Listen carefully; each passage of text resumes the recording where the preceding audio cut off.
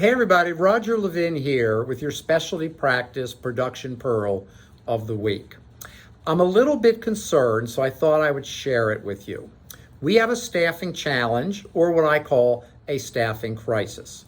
And what is beginning to happen, because it's gone on long enough now, is you're paying a price for it. Now, when I say you're paying a price for it, you're thinking about having enough staff in the office to treat the patients, get them through the day, stay on time. All of that's valid. All of that is very valid, and management issues and efficiency issues and system issues for your practice. But I'm going to put that aside for a minute, because there's another whole side here that I think might be being ignored. And that is not taking care of your referring doctors, not giving 5-star customer service to your patients, and beginning to subtly, gradually hurt your brand. How do brands get hurt? Typically in one of two ways. There's an upheaval, terrible crisis of illegality or immorality or harassment, or something comes out and you look bad. We've all seen people the last few years, the news brings out something bad they did and they're canceled, as we say today. And if you don't know what canceled means, it means you're now going to be ignored by everyone and everything.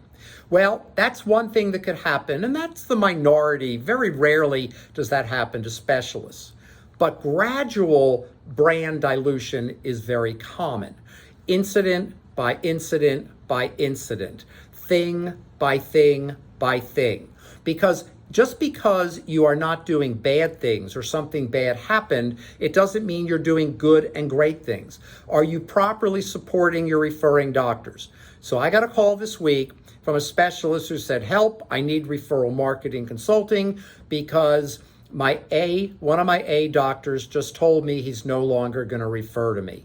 The general dentist called the specialist really, really angry and said, I've supported you for all these years and I'm not sending you to anything else because my front desk person called your office to get in one of our long-term, very fine patients who happens to be prominent in the community, and your front desk person could not have been more rude. Now, I don't know what happened. I wasn't there. I believe there are three sides to every story: your side, their side, and the real story. But and I don't judge people and I don't criticize, so that's not my point. But my point is brand dilution, except in this case, it took a big leap from A-level referral source to no referral source. Now, I immediately advised this specialist before we even started working with him, just from my own conversation, the steps to take to try to bring that office back. Because you start with wonderful apologizing and you go there hat in hand and you meet and you talk to the front desk person and tell them the steps you've taken so it will never happen again and so on. But that's not the point of this Pearl of the Week. It's not how to solve that one problem. The point is that what happened was they got a new front desk person. She didn't know an A from a B, from a C, from a D referral source. They were super busy that day. The specialist even admitted, he said to her, I can't take any more patients today. Never say that to your front desk. You always think through each situation as it comes up, especially from one of your top A's. And she took that message to heart and said, we cannot see any more patients today. Apparently it was taken in a rude way. Maybe she wasn't rude. Again, I'm not judging it. I wasn't there, but you're getting the idea.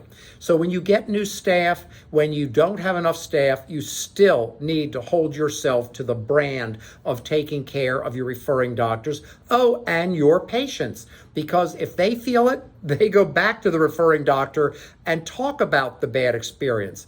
People don't say, I'm in a restaurant, they're short-staffed, so I won't be temperamental when my food is not good. I had to wait. I couldn't get my bill. I was sick of sitting there. That's not what they say. They give a bad tip and a bad review.